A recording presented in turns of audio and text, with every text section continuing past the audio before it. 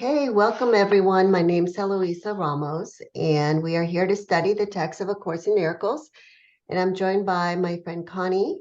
Hi, Connie, Teresa. Hi, Teresa. And Sonia's with us, even though we can't see her video. So we left off on we're studying chapter 11, God or the Ego.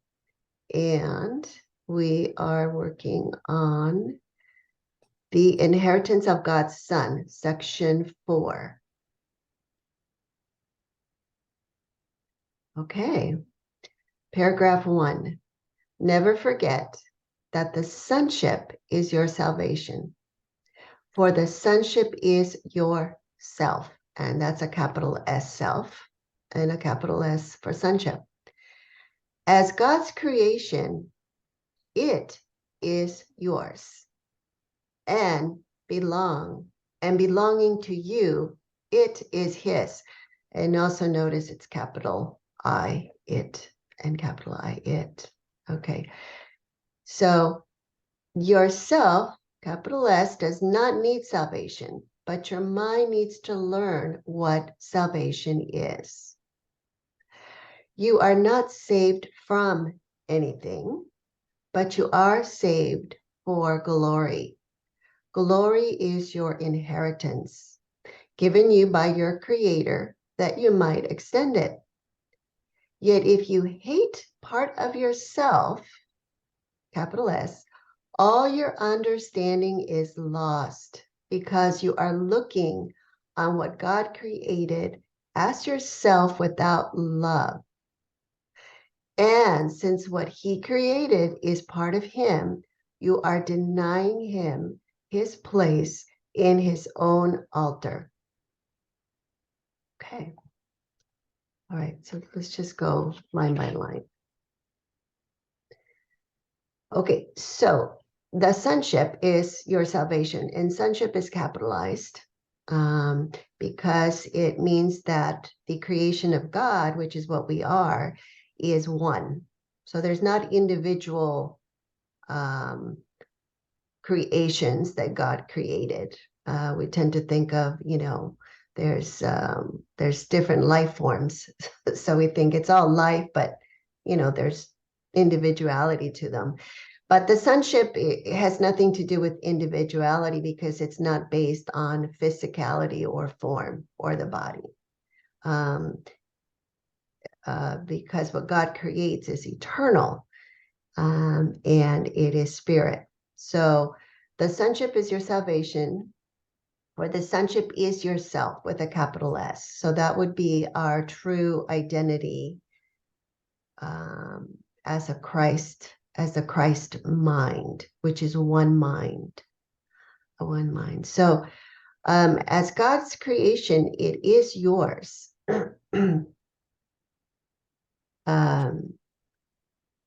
Okay. And belonging to you, it is his. Okay. So our one self, our Christ mind, that's our identity. That's ours. It belongs to us.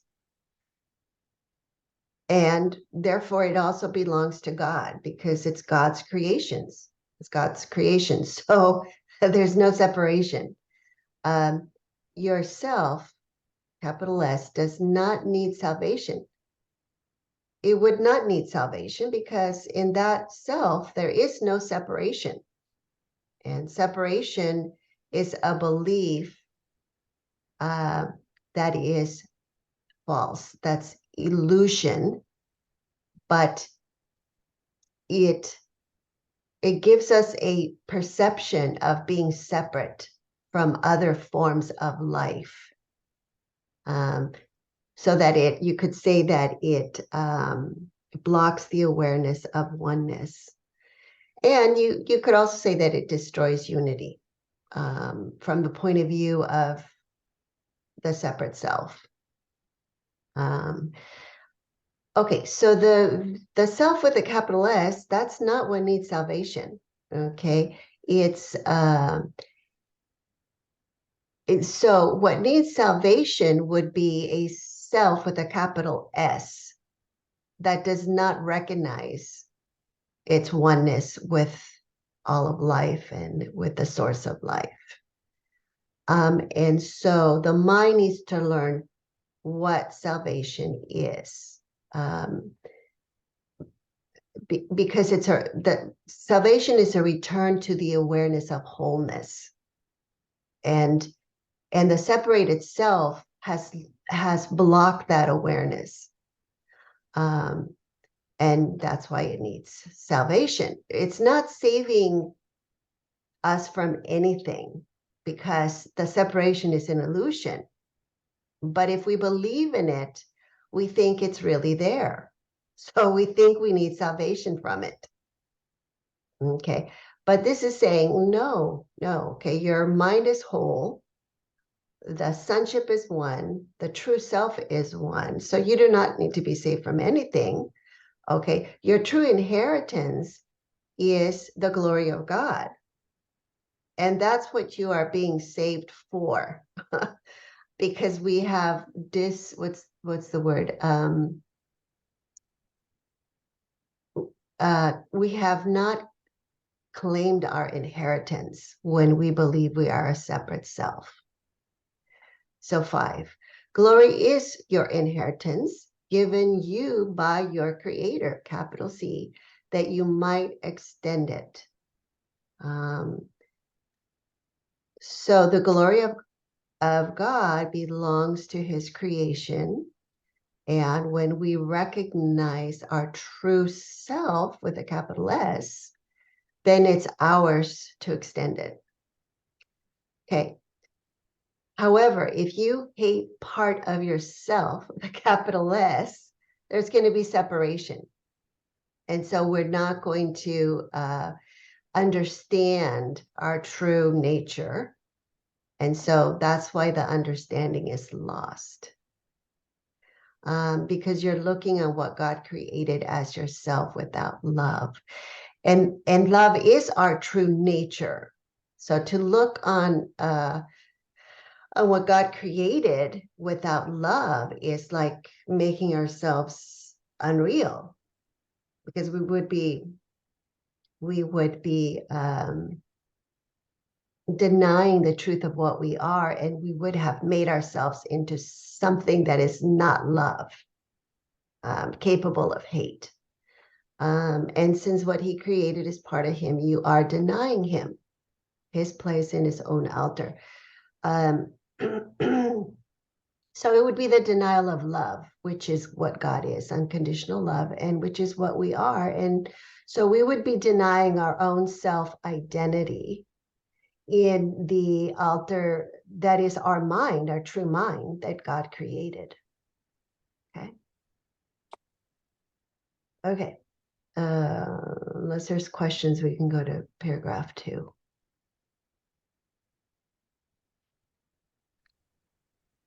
Go ahead, Sonia. Okay.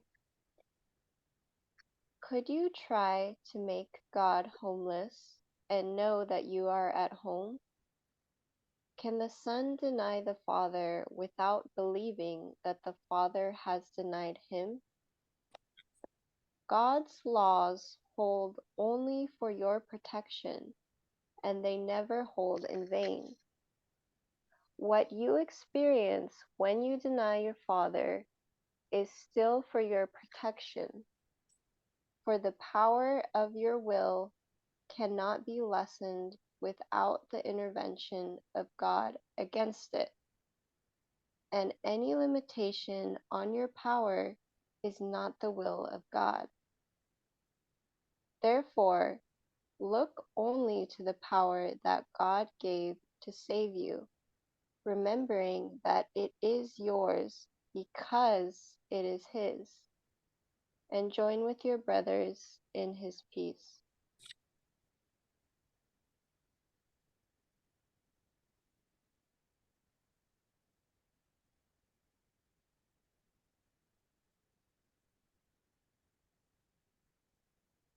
That's really interesting. I'm just looking at line 4, what you experience when you deny your Father is still for your protection, for the power of your will cannot be lessened. Any limitation on your power is not the will. So it's really about freedom. I think, at least for me, the line 4 is really, I think it's just really telling me that even when I think I'm crazy or have all this guilt or fear and everything, it's just an experience that I've miscreated for myself using that same power of my own will that God gave me. I'm just misusing it, but he wouldn't, if he were to say like, hey, just wake up, like that would not be a loving thing to do, because that would be taking away my freedom. So I think that is really loving in a way. Yeah. I hadn't really looked at it like that. Yes. Yeah. And it's also saying that out of this freedom that we have, we can limit, we can limit our power by miscreating. Okay. And that's not the will of God, but because it's not the will of God, it's unreality. So it has no real effect in truth. Um, in time, we experience it as if it had a real effect. But the self that is experiencing it is not the true self, because the true self is out of time. So when you think about the self that experiences pain and suffering and conflict and fear and guilt, okay, that is not our true self.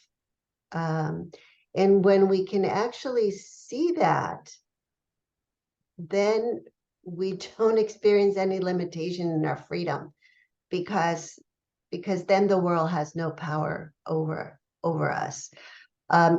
Even though the experience is still uh, that we are in time, that would be the happy dream.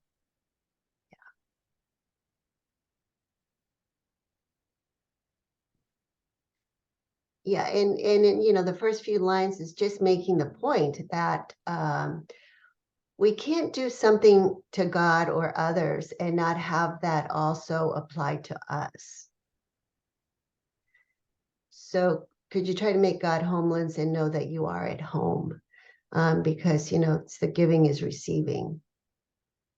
So yeah, so we want to extend love, because that's what we want to receive. And the thoughts, that extend love are thoughts that are without attack, without judgment, without, perception of differences. So, and that's how we would join with our brothers in God's peace, with the last line there. Okay. Number 3.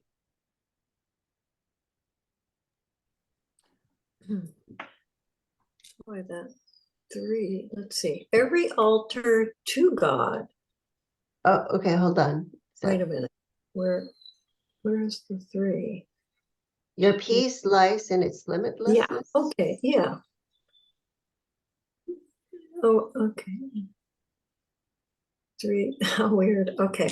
Your peace lies in its limitlessness. Limit the peace you share, and yourself must be unknown to you. Every altar to God is part of you, because the light he created is one with him. Would you cut off a brother from the light that is yours?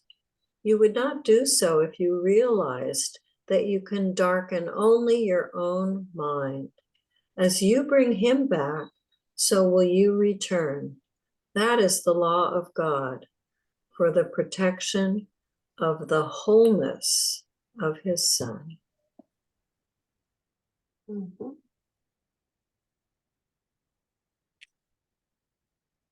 Okay, so So peace is limitless. So when we limit peace, what we're saying is that we are choosing conflict, we are choosing attack, we are choosing war, we are choosing unforgiveness, we are choosing to hold on to the grievance. And that's how we lose sight of our true self with a capital S. So because God creates oneself, the light of God, which is the altar within, is in everyone. So everyone shares the light of God. And so to cut off a brother from that light, by not sharing our light, which is love, would not really darken our brother. It just darkens our own light in our mind. So in other words, the grievance, the attack that we would choose rather than love does not have any effect on truth or on the reality that the light is in everyone, but it does block the awareness of the light within us. So that's why it doesn't really, let's see. That's why the sonship is protected, because the miscreations don't have a real effect on the light. It's just that it blocks it in our mind. And so as we bring him back, as we forgive, as we choose peace, then that light returns to our awareness. And this is how the protection of the wholeness of his son remains as the law of God. So nothing can separate in truth. It's a misperception. Separation is a misperception when we choose to hold a grievance or attack or project guilt or, any of that. Okay. Okay, number 4. Only you can deprive yourself of anything. Do not oppose this realization, for it is truly the beginning of the dawn of light. Remember also that the denial of this simple fact takes many forms, and these you must learn to recognize and to oppose steadfastly, without exception. This is a crucial step in the reawakening. The beginning phases of this reversal are often quite painful, for as blame is withdrawn from without, there is a strong tendency to harbor it within. It is difficult at first to realize that this is exactly the same thing. There is no distinction between within and without. Wow, basically this is saying this is a pivotal understanding.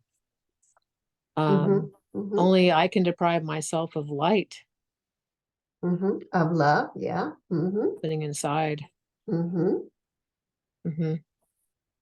Yes, and remember earlier before we started, we were talking about, let's see, the mind is the only causal level. So when we give causality, we're talking about the belief in magic. So this is kind of re-emphasizing that idea, okay, that the cause is never outside of us. So only we can deprive ourselves of light, of love, of peace, of joy, of happiness. Okay, nobody else is responsible for our unhappiness, for our upset, for our feeling, an emptiness inside, for any of that. We're doing it to ourselves. So So this is the realization that we do not want to oppose, because otherwise we project blame and guilt and sin onto others and try to make them responsible for our experience. And so this is basically the foundation for the healing of the mind, because if I'm doing it to myself, then I can decide to change my mind and stop doing it. So yes, and so the denial, it takes many forms. So, you know, the belief in magic. So I can believe that you know, that my anger, that you made me angry by what you said or what you did, or that let's see, what I ate was the cause of my upset stomach and not, you know, my own thinking. So the beginning phases of this reversal are often quite painful, because see, with what we're doing is we're withdrawing the blame from the external, okay? But because our tendency is to want to blame, we tend to just redirect it to ourselves. So then we go into self-criticism and self-judgment and putting ourselves down and, you know, all the negativity. And so that's why it can be quite painful, is that the reversal means that first we recognize, okay, all right, fine. So I'm doing it to myself. now I have to actually reverse the habit of going into attack and judgment, and choosing forgiveness and love instead, and practicing it with myself too, because otherwise, you know, I practice it with others, but then I have to also catch myself when I'm really putting myself down.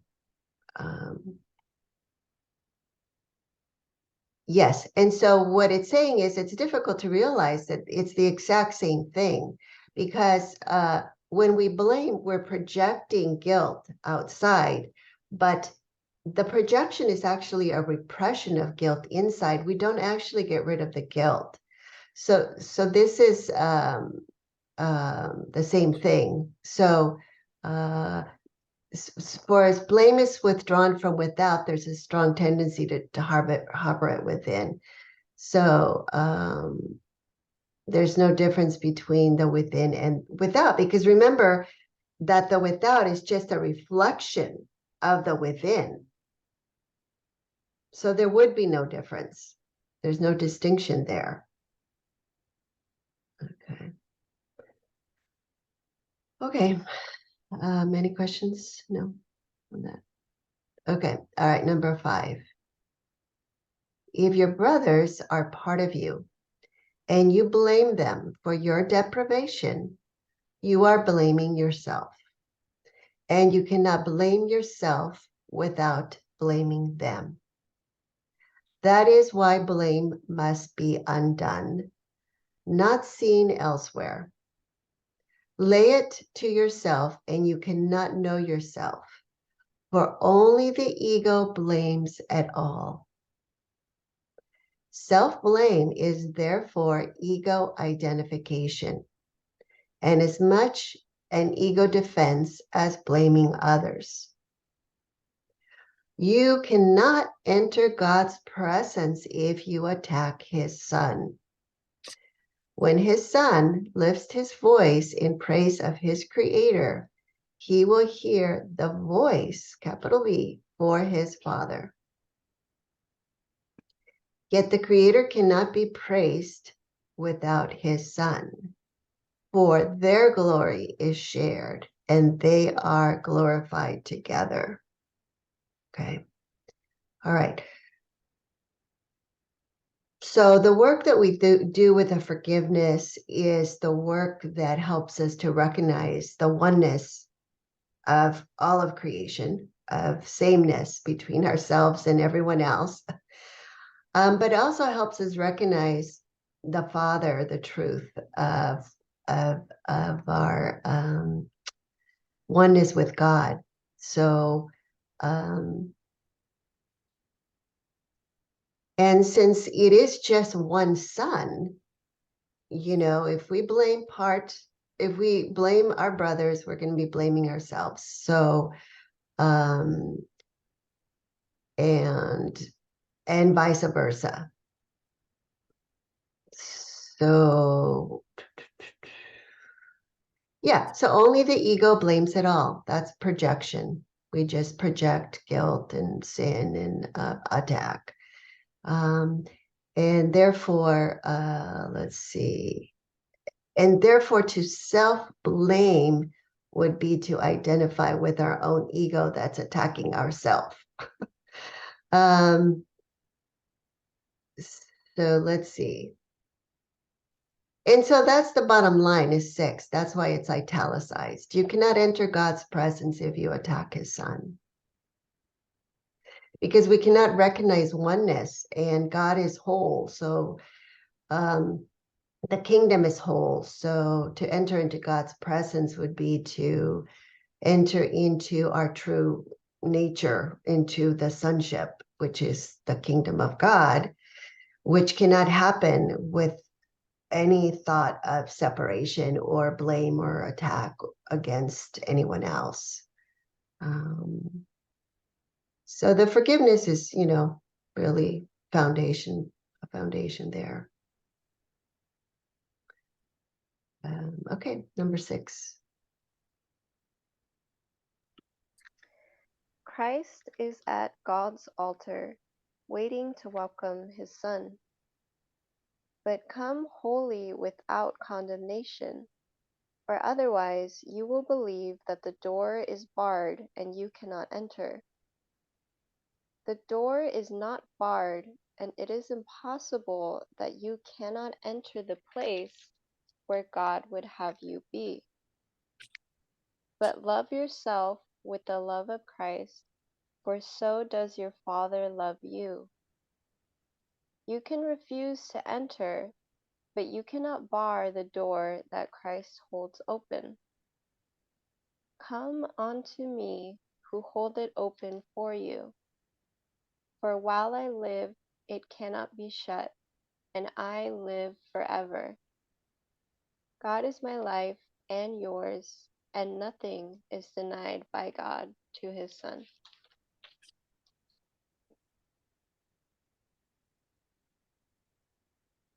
Yep,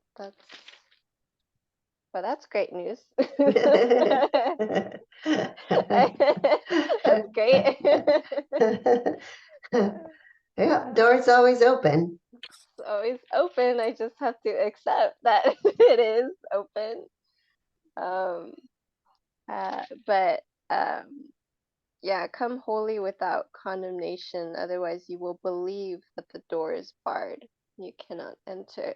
Mm-hmm. So I kind of. Oh, what? Yeah, why would that be, Sonia? Why would condemnation do that? Because if I condemn myself or another, someone else, that's holding a grievance, and that's not taking my brother with me and seeing them, to bring them with me. So by refusing to see them as they are, as a son of God, I can't see myself as a son of God. Therefore, I can't enter that door. Right. Yeah, that's right. And so, and to come wholly without condemnation would be to recognize the innocence of how we were created. We're created without condemnation, because condemnation is the belief that we have lost our innocence, right? That we are no longer how God created us, and God created us holy, like himself. So it's a belief that we can change the way that God created us. And to believe in condemnation is also to believe that our judgments have power to change the true nature of the sun that God created. And you see, so we give a lot of power to our attack thoughts, which are all just judgments. Mm-hmm. Yeah. Yeah. So I have a question though. What? Because it says when it says "come holy without condemnation," like you're saying, the judgments. We give all those judgments to the Holy Spirit to purify all the grievances for us, right? Is Mhm. that, and that's what it means to come holy without. So through the forgiveness and through forgiving the judgments, but we take those to the Holy Spirit in order for them to be purified, right? So then we can enter that door.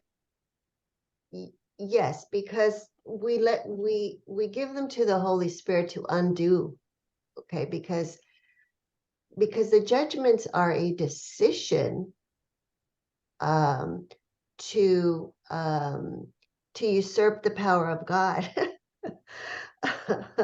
uh, we are not in a position to judge. We, as a separate self that has separated from knowledge, which is God. So to perceive, so judgment is part of perception. Okay. And once we choose to perceive, we're choosing to not know. We're forgetting knowledge. And we're using perception to see what we want to see, because the perception is a way to distort truth. That's why we can misperceive. We can, imagine things that never happened and feel pretty sure they happened. And yeah, uh, did that bring up something for you? I have a perfect example of that. Okay. I was in San Francisco the day before yesterday, and I went with my cousin, and on the way we take the ferry back to take the train home. And while we were on the ferry, we were waiting, and they had a lot of people, so they had to run two ferries. So we were on one, and we were stopped waiting to get off the ferry. So we were all just waiting there. And the other ferry was right next to us. So like literally like inches away, like parked right side by side. And so we're all just sitting there. And I look, we have a window seat. So I'm right by the window, and I look out and I see on the other ship there's also people waiting there too on the ferry. And I go, "Oh, hey, look, we can see the other boat. Like, look, there's a bunch of people." And she looks out there, and she looks at the other ferry, and she's like, "Sonia, I don't think there's people in that boat. I think you're just seeing the reflection of the people inside our boat." And I'm like, "What?" So I look closer, and I'm like, "No, but it looks like there's people in the boat." And then I look closer, and I'm like, "Oh my God, like you're right. Like I'm just looking at the people in our boat. Like there's no one in that other boat. It's just us." But I could have sworn like it looked exactly like there were people in that boat. Wow. That's So funny. that's what came up when you said that. I was like, "Oh my God, that's literally what happened." Yeah. Perception. I mean, that's the thing about perception, and um, and in any kind of work that we do, if we want to, especially like in accounting work that has to do with numbers and figures, you always make it a habit to double check, because there's always errors. We transpose a number, or we see one figure and we accidentally, so there's all these errors that occur in perception. And if we're not looking out for double checking, because the senses, seeing, tasting, all of those are limited. They're of the body. So perception is limited. It's not knowledge. we tend to say, oh, we tend to confuse information with knowledge in the world of time. Okay, but the the knowledge that we speak about when we talk about God is not information, okay, that can be right or wrong. Okay, it's absolute truth. So when we move into perception, there's a right and a wrong because there's error. It's inherent in perception.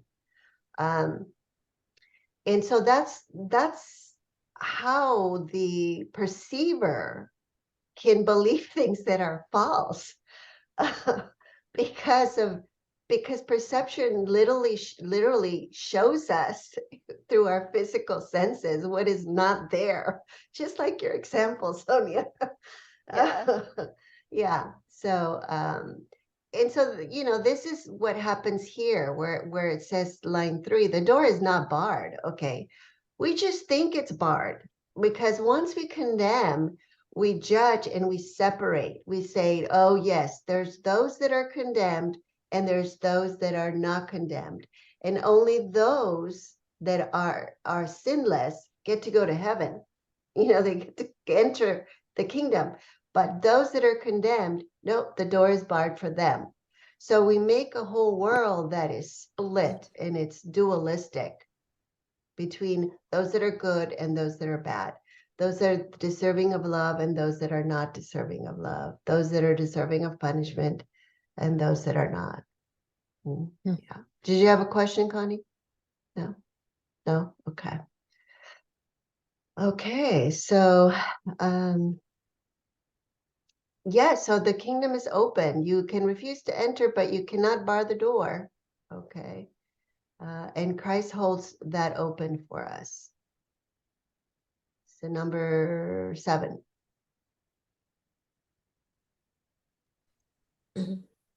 At God's altar, Christ waits for the restoration of himself in you. God knows his Son as wholly blameless as himself, and he is approached through the appreciation of his Son. Christ waits for your acceptance of him as yourself and of his wholeness as yours. For Christ is the Son of God, who lives in his Creator and shines with his glory. Christ is the extension of the love and the loveliness of God, as perfect as his Creator and at peace with him. Mm.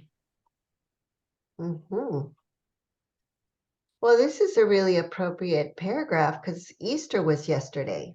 So, I mean, that's the resurrection, and so God's altar is the Christ. It's the Christ mind. That's our true mind, our true self. And it waits for the restoration of himself in you. And I think we read somewhere that healing is reparation. It's not creation. And so Christ waits for the healing of our mind, which is restoration, reparation, of the mind to the awareness of its wholeness. So only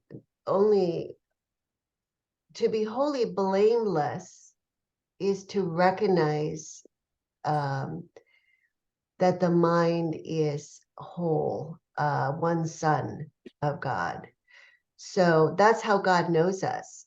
God does not see us as separate selves, because there's no separation in God. So that would not be, there's no perception in God.